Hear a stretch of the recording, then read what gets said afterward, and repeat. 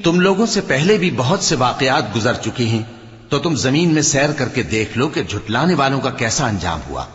یہ قرآن لوگوں کے لیے صاف پیغام اور اہل تقوی کے لیے ہدایت اور نصیحت ہے، اور بددل نہ ہونا اور نہ غم کرنا۔ اگر تم سچے مومن ہو تو تم ہی غالب رہو گے۔